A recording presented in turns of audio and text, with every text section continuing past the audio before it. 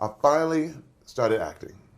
And my first job, I was in Vancouver, and I knew I was no good. Like, because you feel like a farce. It was imposter syndrome times 100 because the first movie I ever auditioned for, I got. It's a big Schwarzenegger movie. I'm on it, and I'm sitting there, and I would go back, and it was so bad. I remember they told me, they were like, Terry, we're not going to use you for a couple of weeks. You can actually fly back home. I was like, no, I'm going to stay. Right. I'm going to stay. And they were like, well, you don't have to. I was like, no, I'm going to stay. Right. I'm going to, because I'm thinking I'm going to get cut or something like that. But I want to go and prove I was going to be the best actor of all time. Dude, so I'm up there, and I'm in a tailspin. I'm lonely, I'm hungry, I'm angry, and I'm tired. You're not working. Dude, I decide, and I'd been watching pornography, I decide for the first time to go to a massage parlor. And I'd heard about things, but she's like, well, I'll go get a massage. You know, you justify. Right. You literally justify. I went there and was unfaithful. And I was like, let me tell you, when it was over, I remember going back to my room, and I was like, I crossed the line. Wow. Like, the line had been crossed, man. Like,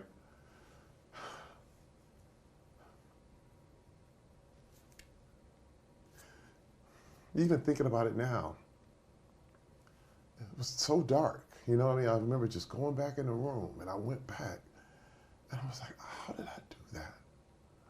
You know, it's funny, because once you're caught out there, and the big trick is, it's right, this is going to give you something, this is going to do something for you, and then you realize you've been duped. And I was in that room, and I was like, man, how could I do this? How could I do this? And I said, okay, Terry, keep this secret forever. Lock it up. I literally said, yeah, I'm going to die with this. Wow. I am going to die with this. And I never told her. I mean, and what was weird, it affected everything I did. How so? I would go home, and my wife would go, we'd see something, or it'd be a movie about something cheating or whatever. She was like, you know what, I'm glad you didn't ever do something like that. And you feel something in your heart, yeah. And you'd be like, yep. Anything she would question me about, I would start arguments so that we wouldn't get that deep. Well, why do you think, listen, you don't have any, I would never do anything like that. Why would you even think that? And it was projection. Lots of anger, and the porn never stopped. Really?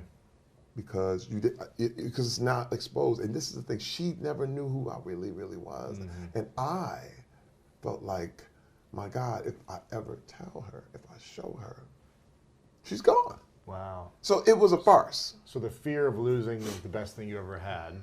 Your family, your relationship, your marriage, if you told her, but you had to hold the pain in and hold the shame in, and you felt like you could never tell her. So it was like, either way you lose. It was all loss. Yeah. So I decided, Terry Crews ain't gonna lose. He's gonna fake it. Yeah. You know what I mean? No matter what. And but then it all came crashing down. Now you gotta understand, like, I never went back to a massage parlor. But again, pornography. There were, like these places where you could go, and there'd be, strip clubs and this, that kind of thing. And I was just like, well, it wasn't as bad as what I did before. So you start, again, you rationalize, and you go, well, I'm just a guy. And, or then you start an argument with her, and then you go, well, look, you know what I need, and you're not giving it to me. Just all this kind of like justification is what I could say. And so you feel like, well, I'm not as bad as him. And dude, she knew the whole time. Because every time you do it, you're not close. It's like you put a new brick in between your relationship. There's a new seal off. And this is one thing I discovered. Intimacy is what a man is looking for, man. I mean, we need intimacy. And what intimacy is when you can see me for who I really, really am, and accept me and love me for who I am, for real. But as guys, if we never show who you really are, how are you gonna ever get intimacy? So it's for real. It's like you're literally yelling from behind a wall, saying, "How do I look, honey?" Yeah. And she's like, "I can't see you," but you're like, "Thank you. All right, yeah, I'm great, thanks." And you're like, "No. If you show who you really are, now you can deal." But I had a wall, and she was just like, "What?" She said, "Terry, it was this night. We call it D-Day. We're going on the anniversary of it because it was around February 4th, 2010. Coming up. It's coming up. And I remember the Super Bowl was coming up, and I remember it was a snowstorm in New York City. I was in New York, she was in LA. And so you've been together for how long now? 30, no, we have already been 20 years. 20 years? 20 years. 20 years. She didn't know who you were? Did not know. Wow, okay. And she had suspicions. Yeah, of course. She had this kind of thing. Exactly. And again, I was covering tracks, but man, she was like, "What is it I don't know about you, Terry Crews?" Now, another thing I have to say is that I was very successful. Yeah. I was very successful. You were rising. Oh my God. Achieving. Dude, I'd already been through the NFL, already done all these movies and TV shows and this kind of thing. Yeah. Commercials. And this is one thing I tell people all the time is that success is the warmest place to hide. Ooh. It's so warm in here. Because, first of all, remember, the image is the most important thing. Mm-hmm. So if the image is good, people are automatically like, he's good. He's got a wife, he's kids, he's got this, he's got that. Oh my God, he looks great. But inside, I knew what I was doing. I knew that my crap hadn't been exposed. And she knew. So finally, she came to me that night. And I was at the Mercer Hotel. Right there in Soho. Never forget it, man. In fact, I've never stayed in the Mercer since then. Simply because it was just that reminders of it's such a dark place. I actually have to redeem that place. You know what I mean? To go there, beauty the for ashes. Anniversary. Yeah, you know what I mean? Right, and redeem it. But what's so crazy is that she said, "Terry, it just blew me away. It cracked my egg, man." She said, "What is it I don't know about you, Terry Crews?" Because we had been arguing all night. Mm. And those words, I remember just hanging up. And then I laid there in the bed, and I was like, you know what? Keep the lie, don't tell her.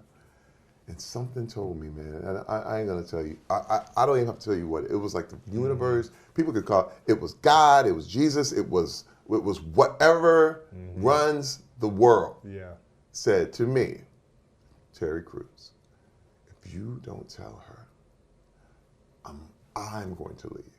Wow.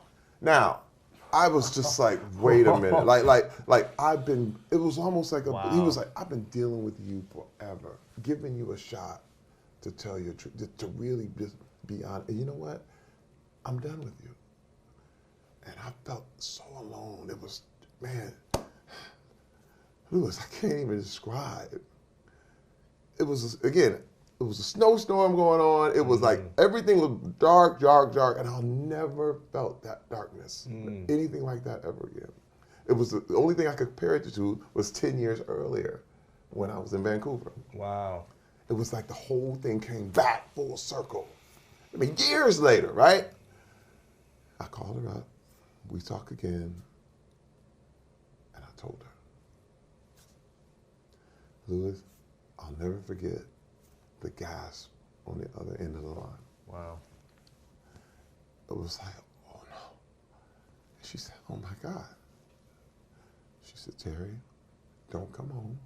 You don't have a home to come to." Holy cow. My life was over. Wow. My life was over. That right there, I was like, and then and this is a strange thing, Lewis. You know what I was like? I felt relief. I said, "Good. You got it off your chest." You know what? Go ahead and leave then." Right.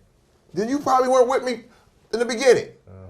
You know, again, I still didn't want to give it up. I was like, you know, I'll just find me another girl, and now I'll just start over because I'm successful. I'm successful. I already have it. Because see, this is the thing, Louis. Hollywood doesn't care if you lose your family. No. The fact that, like, look, now we can book you for more movies. Right. You have more time. Yeah, you know, you have way more time. Now you're all good. And I was like, okay, you know, I'm good, fine. And then all of a sudden, again, that voice was like, okay, Terry, but it's still you. It's still your problem. You now have no family. All you have is an image that's fake. And some success and some money and yeah. And I said, oh my God. And he said, Terry, you have to hold yourself accountable. And I was like, it sunk in on me that I knew. I said, oh my God. And then I called a friend. I mean, because it was dark, and I was like, man, my wife left me, and she's done with me, and the whole thing. He said, Terry, look, I cannot guarantee you or promise you that your wife will ever come back. He said, but you have a problem, and you have to get better for you, and that's it. He said, I can't make any promises, because I was like, you know, look, I told her and everything, so now I'm supposed to get everything back, right? No.